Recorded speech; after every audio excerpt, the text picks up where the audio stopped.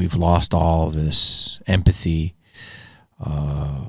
I love X because it's a free speech platform. I absolutely hate that I can see graphic on it. I don't even look for it. You can believe what you want, but you can click on something and it leads to something else, and comments now are just advertisements for OnlyFans, and that's okay, but then it just goes into a pretty graphic thing. I'm like, I haven't even had my coffee yet, and I'm looking at this, and that needs to be censored, in my opinion. You can do whatever you want, but let's just save a little bit of the intense stuff for the paywall. But what do I know? I'm 54 years old, and apparently I'm a prude. And the other thing, the violence. The violence. Violence is everywhere on these platforms. I try not to look at it. It's horrific. Some of it is educational. You see what's going on overseas, but some of it is just, I talked about this before, but Faces that was a very hard tape to get at the video store in the early 80s, 40 years ago. And one of the craziest things you ever saw on Faces that was a guy falling off a building, and it was like in the X.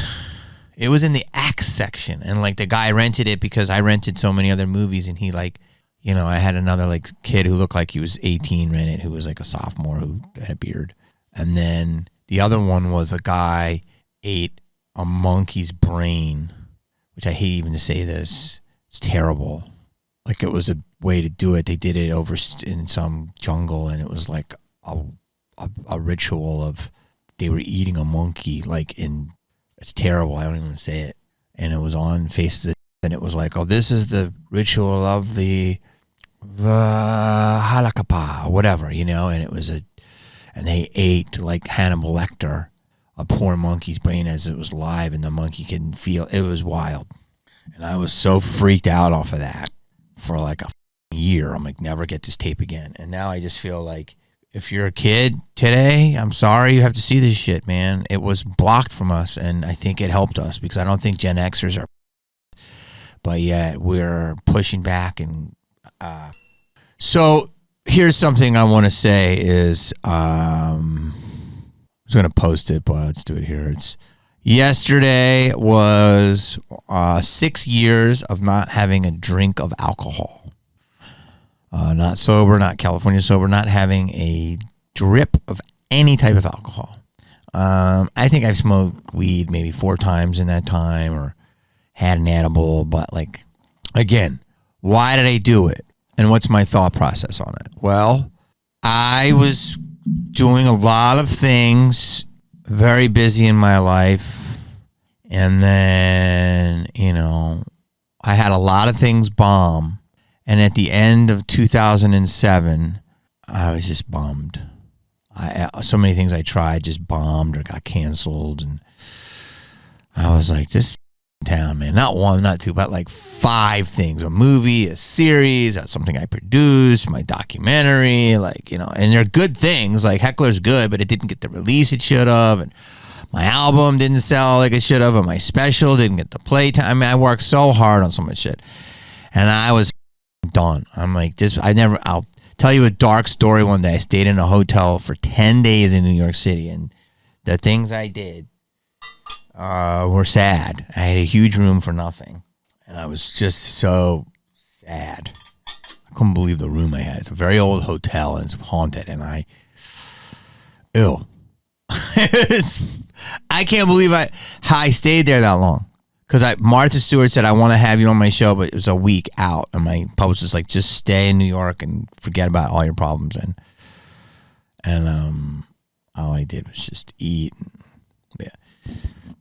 But I was so depressed, and I just started going on the road, and you start drinking, and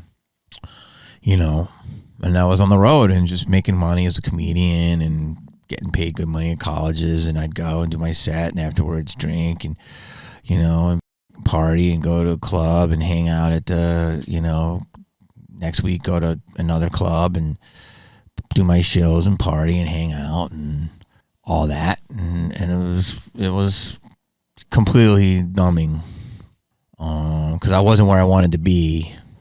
And then I got hired by Hollywood when I did Ghost Whisperer, which I'm very happy I did do it. When I took the job, I never thought I wanted to do that job, and it brought me a lot of things in my life, but personal and professional. But what I liked about it, I didn't want to take it. I was making a lot of money, but I was like, this is nothing me. I'm just literally a cog in this machine. And I was making so much money, and my agent's like, it'll keep you relevant. You'll be on the show and you can make money. Look at it like a day job. And then when you really want, I wanted to create my own movies, not be fourth lead on a supernatural show. But I was so thankful that they had me. And, my agent's like, it's good to run 5 years. You get a lot of money and build up your war chest, and then we'll sell a show and do all this stuff. So the idea was right. And I was really happy to do the show. And people love the show more than ever. It's a great show. And I was very fortunate to be a part of it.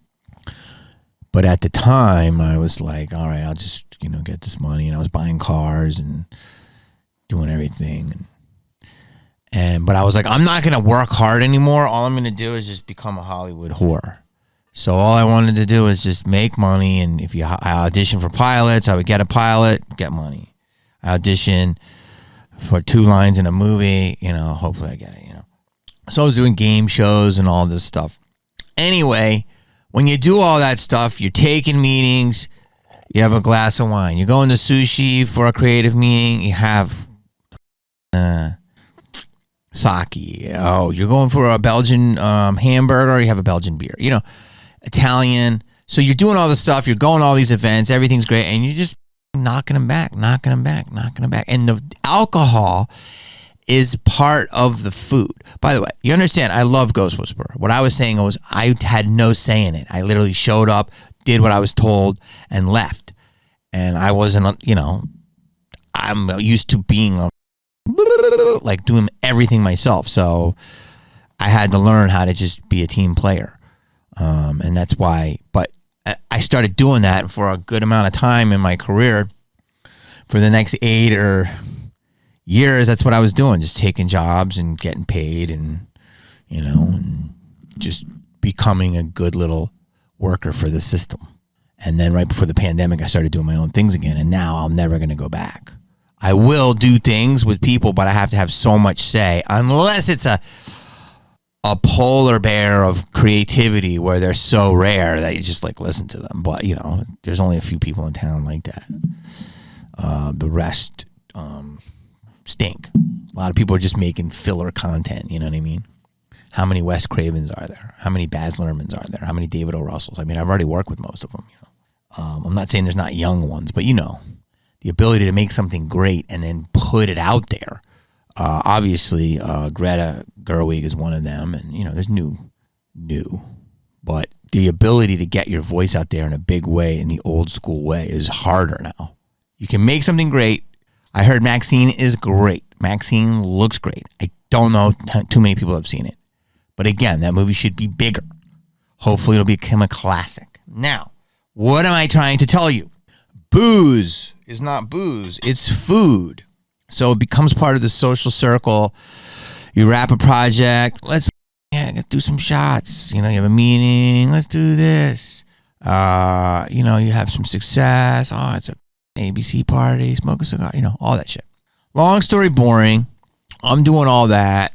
First it was depression and escapism. Then it was just part of the social. And then I'm like, I do Lucifer. It all comes back to that. And I'm on Lucifer, and I'm playing a rich guy. And the guy who's the star of Lucifer is so charming. Who made me feel so welcome. And the woman who is the co-star also just made me feel so welcome, so sweet, charming. And the whole cast and crew were really, but they, it starts from the top. And we were filming in, I think, Mariah Carey's old house in Malibu, and it was had a Malibu's Most Wanted vibe of just the spot of the spot. And I'm playing some rich asshole, and I got 2 hot chicks that I'm banged. I'm a producer. I don't know what the I am. I forget. I have to watch the app again. And it was great because it was a hot show. It was a great show. The producer was Jerry Bruckheimer, who I'd worked with. No one made me jump. Roger cast me. They're just like, Jamie, you want to do this? It was great. And I do it, and I remember the women. This is before I had my girlfriend, and we would like talk and stuff. And when you're on a set, you're just flirty, And the girls were really pretty hot, and I remember like talking to them, and I just remember like thinking, wow, this character really, has women. And then I saw the app, not when it came out, I saw it later on, and maybe when it came out, and I looked at myself, and I looked like a baked potato, and I was so fat, pasty, and blah, and like I had this hot black chick and this like hot Spanish chick, and I'm like, this guy would never get that. I would never get that if I wasn't famous right now. Like, I'm not saying I am getting it, but like, I look too much like a bowl of pasta. What am I doing? I'm like, I'm on Fox, and I'm a big fat slob, and it's a guest spot, but it's like, are people seeing me because I'm a fat slob? Like, how? Maybe people don't want to cast me because I look like a bloated pig face. So that really made me go, maybe I should cut down on the booze. And then I got the movie, and it was in New Orleans, and they were paying me great money, and they said, you're going to come down here for 6 weeks, and you're going to stay in this amazing hotel, and every night we're going to do dinners, and we're going to talk, and your character is an older guy who's going bald, which is like perfect for me, and he could be fat and not attractive, and I'm like, so then I jumped in the first day, and I'm eating po' boys and drinking wine, and I was plimpy on that, but that's okay. The character was. I wasn't trying to be sexy. I was trying to be like a guy in the late 60s who was eating a lot of carbs. And after that movie wrapped, and I went crazy in New Orleans, and I loved it. Beignets and vampire tours and doing my lines and hanging out and kind of eating whatever. I didn't give a. And it was great. I'd walk around at 4 a.m. and everyone's like, you crazy, but I don't know why. I just felt like safe. All that comes to, I saw the Lucifer, and I go, and I'm going to shoot my special November 1st. And I'm like, there's a chance we could sell this to Netflix. So I'm like, I gotta look good. So I said, I'm going to stop drinking right now. And that was late, the last day in August or the day before. And I said, let me try to do a month. And then I said, another month. And I said, no, I'm going to do it for 3 months because I want to cut down my shit, my bloat. It changes everything. And as we've gotten older, and in the last 6 years, and the pandemic and all the fucking shit, and cultism and AI and all these things, I know you go there all over, but they're all kind of connected. And basically, in a nutshell, as you do it, it really is that one day at a time thing. You have to kind of break habits. And the first thing that booze does if you're a creative is just kind of dampen that. Because you can just drink. And I remember I wanted to sleep sometimes, and I'd go to bed watching SportsCenter, and I have a Mexican Coke and a nice shot and a half of Hennessy. Was I an alcoholic? I don't think so, but that shit was good, and I would drink it and fall asleep. I just, because they said 2 drinks a day were good, so I was doing the 2 drinks a day, and then on the weekend I would go a little off. Probably, maybe I'm an alcoholic, I don't know, but I'd drink anything except the hardest hard. But Hennessy or tequila. And then I'm like, my kidney was, I had only one kidney, my liver, I want to make, and I just woke up, I'm like, maybe this stuff isn't good. I'm like in my 40s now, late 40s here. So long story boring is 1 day turns into 2, 2 turns into 3, 3 turns into 6, and you get 1 week, then you get 2 weeks, and then you're like, well, I'm not having a Belgian beer. Maybe I won't eat those Belgian fries. I'll still have the hamburger. And then you're like, oh, going to sushi and not having sake was the weirdest thing. Weird. And then you're like, okay, well, I'm not going to have sake. I'll have green tea. And then you're like, well, instead of, this roll, I'll have it unagi style. And so the mayonnaise is not in this roll. And so you start doing these things and you start realizing that you're like, oh, this decision leads to this decision. And then it's like, well, I usually meet this person and I go and I listen to their problems about something. And, there's too many seed oils. There's too many carbs in that place. There's booze. I'll limit that. So that starts with food. It starts with booze, it goes to food, it goes to people, it goes to locations, it goes to lives, ideas, it goes everywhere. So just that stopping will change you in multiple ways.